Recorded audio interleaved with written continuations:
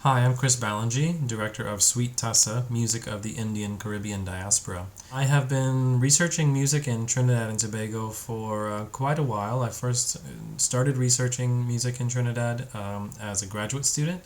I first wrote my master's thesis on calypso, and then as I started doing PhD research, I switched to studying Tassa drumming, which is the topic of the film. I started making the film in 2009, really, in earnest, starting in 2018, thanks to funding from the Giorgio Cini Foundation in Venice, Italy. I was able to finish some filming and do the post production. And I finished the film in late 2019, and it received its official premiere in Venice in 2019 at the Giorgio Cini Foundation. And has since been screened at various film festivals and conferences since. So the film itself follows really two basic characters. The main character, we might say, is Lenny Kumar, who is a veteran Tassa drummer.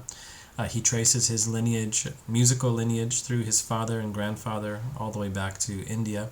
The film also follows Krishna Sugram Ram, to some extent. Unfortunately, as I was making the film, a number of drummers passed away. Krishna was one of them. Lenny's father, Joe Budu Singh, was another. Several of the people that we interviewed that appeared on film have died. And so that brings to the forefront the idea of preservation. And so the film is kind of about preservation. So as Lenny discusses throughout, Tassa has a very important history and heritage in Trinidad and Tobago, a heritage that has gone really unrecognized by mainstream culture, so to speak.